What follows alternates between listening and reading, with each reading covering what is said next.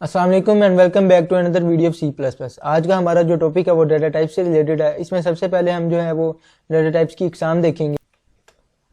अच्छा, इसमें मेनली जो है वो तीन तीन टाइप्स के यहाँ पे डाटा टाइप्स आ जाती हैं। एक प्रिमिटिव डाटा टाइप्स होती हैं, इसको प्राइमरी डाटा टाइप्स भी कहते हैं। सेकंड आपकी जो है वो ड्राइव डाटा टाइप्स है, फिर आपकी यूजर डिफाइंड डाटा टाइप्स है। ठीक है, प्राइमरी डाटा टाइप्स जो होती हैं ये बिल्ट इन मतलब होती हैं, मतलब कि जो यूजर इन्हें डिफाइन नहीं करता। इस लैंग्वेज के अंदर जिस तरह हम सी प्लस प्लस इस्तेमाल कर रहे हैं, यूज कर रहे हैं अभी हम, तो सी प्लस प्लस के अंदर ये पहले से ही डिफाइंड है। ठीक है, हमें इन्हें डिफाइन करने की जरूरत नहीं है। सेकंड आपकी ड्राइव्ड है, ये होती है कलेक्शन होती है प्रिमिटिव डाटा टाइप्स की, मतलब इनसे मिलके ये बनती हैं। जो ड्राइव जो डाटा टाइप है ये प्रिमिटिव डाटा टाइप से मिलके बनते हैं, कलेक्शन होती है उनकी। ठीक है, और थर्ड आपके पास यहाँ पे आ जाती है यूजर डिफाइंड। इसको जो है यूजर डिफाइंड करता है, जिस तरह आपके पास क्लासेस स्ट्रक्चर है, ये सारा कुछ हम पढ़ेंगे। लेकिन आज का हमारा जो टॉपिक है मेनली वो प्रिमिटिव डाटा टाइप से रिलेटेड है, क्योंकि लास्ट वीडियो में हमने जो है वो वेरिएबल से मुतालिक पढ़ा था। तो हम अब देखेंगे कि एक वेरिएबल हम डिफाइन करते हैं, उसमें किस किस्म का डाटा हम स्टोर कर सकते हैं और किस तरह से वो डाटा स्टोर कर सकते हैं। मतलब डाटा टाइप तो हमने डिफाइन करनी है ना, हम कि वेरिएबल में मैंने आपको बताया था लास्ट में कि इंटीजर टाइप का भी आपने सिर्फ करना है, तो हम उसमें तो एक टाइप का किया था। अब हम सारा कुछ देखेंगे कि यहाँ पे इंटीजर का क्या होता है, करैक्टर का, बुलियन का, floating point, double floating point, wide character, ये सारे हम देखेंगे डाटा टाइप्स। और मेन टॉपिक भी हमारा जो है वो प्रिमिटिव से रिलेटेड है। ठीक है, यहाँ पे आ जाते हैं। सबसे पहले primitive data built in data types है। ठीक है, अब आपने सबसे पहले वहां पे हमने लास्ट वीडियो में इंटीजर टाइप का किया था। अब मैं चाहता हूँ कि कोई भी मैंने ट्रू या फॉल्स की वैल्यू स्टोर करवानी है। ठीक है, आप एक वेरिएबल डिफाइन करेंगे, उसमें आप चाहते हैं कि आपने ट्रू या फॉल्स वैल्यू स्टोर करवानी है। जिस तरह अब यहाँ पे उसके लिए आपको क्या करना पड़ेगा, आपको जो है वो बोलियन का टाइप का वेरिएबल डिफाइन करना पड़ेगा, बोलियन डाटा टाइप लेनी पड़ेगी। ठीक है, बोलियन के लिए आपका कीवर्ड यहाँ पे दिया है बोल। ठीक है, जहाँ पे आप इंट लिखते थे पहले, अब आपको बोल लिखना पड़ेगा और फिर वेरिएबल का नेम लिखेंगे और फिर उसमें आगे आप लिख देंगे ट्रू या फॉल्स, जो भी आप वैल्यू क्या कहते हैं उसमें स्टोर करवाना चाहते हैं। ठीक है, और ट्रू फॉल्स को 0 1 से भी हम जो है वो स्टोर करवा सकते हैं। आप ट्रू फॉल्स लिखने की बजाय 0 या 1 लिख दें तो भी वो स्टोर हो जाएगा। फिर आपकी करेक्टर है, करेक्टर में आपको पता है कि इसकी कीवर्ड यहाँ पे कैर है और इसमें जो है आप ABC टाइप की जो है वो डाटा स्टोर करवा सकते हैं।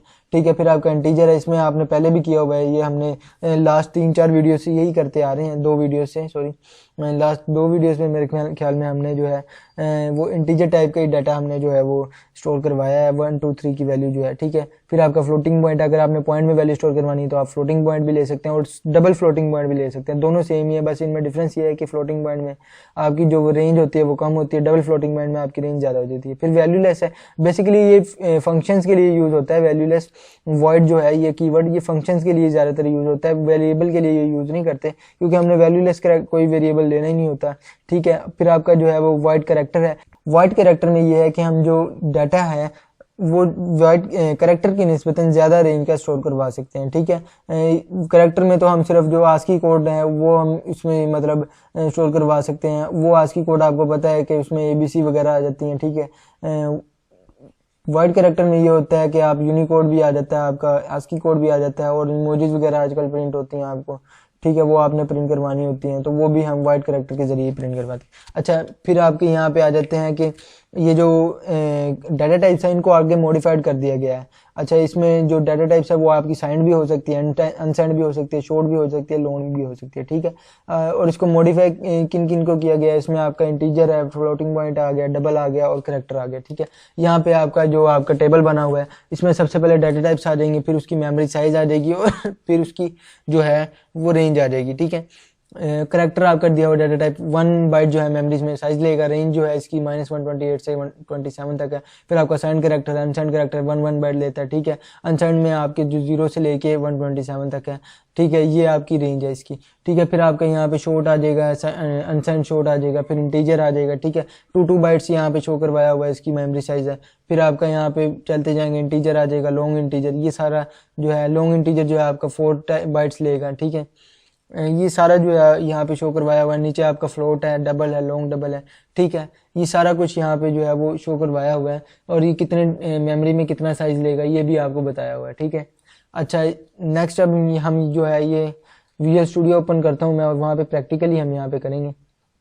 विजुअल स्टूडियो मैंने जो है वो ओपन कर लिया है। एक मैं न्यू यहाँ पे फाइल लेता हूँ लेक्चर 4 के नाम से।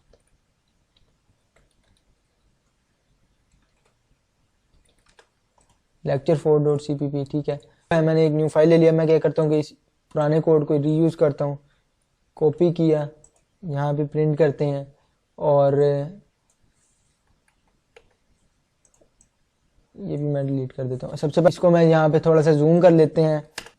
अच्छा, सबसे पहले जो है मैं एक वेरिएबल लेता हूँ इंटीजर टाइप का, ठीक है। इन टाइप का डाटा स्टोर करवाना है मैंने।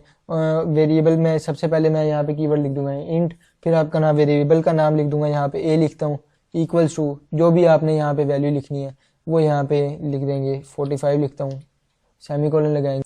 अच्छा, इसको कंपाइल करता हूँ, इसमें आउटपुट देंगे। सबसे पहले तो आउटपुट तो दी नहीं हमने, ए देता हूँ आउटपुट। अब यहाँ पे कंपाइल करते हैं, ठीक है।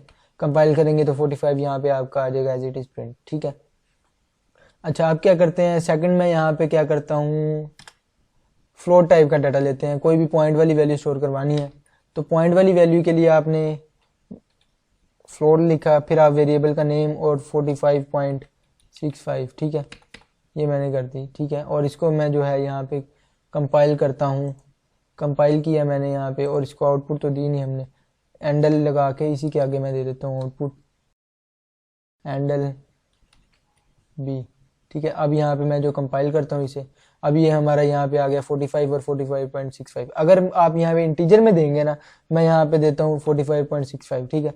अब मैं इसे यहाँ पे कंपाइल करता हूँ तो यहाँ पे वो एज इट इज प्रिंट नहीं करेगा, ठीक है। वो सिर्फ यहाँ पे पॉइंट से पहले वाली वैल्यू जो है प्रिंट कर देगा, ठीक है।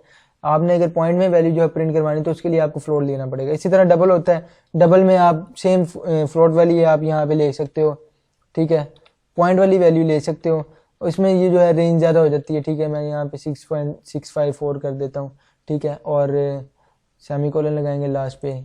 इसी के बाद मैं यहाँ पे बी के बाद सी कर देता हूँ, ठीक है, और इसको यहाँ पे प्रिंट करवाता हूँ। तो ये यहाँ 45 और 40.5.654, ठीक है, वहाँ पे 65 सेम पॉइंट के बाद आपने यहाँ पे रेंज ज़्यादा दे देगा, ठीक है। और नेक्स्ट हम यहाँ पे करके देख लेते हैं करेक्टर टाइप कोई भी आपने स्टोर करवाना है, उसको मैं यहाँ पे ले लेता हूँ करेक्टर का CH, ठीक है, और इक्वल्स टू ए यहाँ पे मैं स्टोर करवाता हूँ और इसी को प्रिंट करवाना है। नीचे वाली लाइन जो है वो मैं इसको कमेंट में लेता हूँ, ठीक है। और यहाँ पे अब क्या करते हैं कि इसको सी आउट करवा देते हैं CH को, ठीक है। इसको मैं यहाँ पे अब कंपाइल करता हूँ, यहाँ पे ये आउटपुट आ जाएगी आपकी सिर्फ एक, ठीक है। अगर आप यहाँ पे चाहते हो कि ये जो आपका सारा ऊपर वाला है ये क्लियर स्क्रीन हो जाए, मतलब क्लियर हो जाए ये सारी जो आपकी प्रिंट की है बिफोर, जो आपने पहले प्रिंट की हुई है वैल्यूज, तो आप सेटिंग में जाओ, यहाँ पे क्लियर लिखोगे तो यहाँ पे कमांड आ जाती है क्लियर की, ठीक है, clear before running, clear previous output. तो प्रीवियस आउटपुट जो है वो आपने जो अगर क्लियर करवानी है तो यहाँ पे क्लिक करें, ऑन करें तो प्रीवियस भी क्लियर हो जाएगी, वो आपकी मर्जी है यहाँ पे। और ऊपर एक और ऑप्शन भी है कि क्लियर बिफोर रनिंग से पहले आपने क्लियर करवानी है, ठीक है। अच्छा, यहाँ पे मैं क्या करता हूँ, अब यहाँ पे करेक्टर भी हो गया हमारा, डबल भी हो गया, फ्लोट भी हो गया, इंटीजर भी हो गया। नेक्स्ट हमारा बोल रह गया बुलियन। बुलियन में आपको मैंने बताया था कि ट्रू या फॉल्स वैल्यू जो आपने स्टोर करवानी होती है, बोल लिखेंगे आप यहाँ पे, बोल यहाँ पे मैं लिख देता हूँ इक्वल्स टू, अब यहाँ पे मैं लिख देता हूँ ट्रू वैल्यू है, और इसी को मैं यहाँ पे प्रिंट करवा देता हूँ। इसको भी मैं यहाँ पे कमेंट करता हूँ कंट्रोल/ के साथ, ठीक है।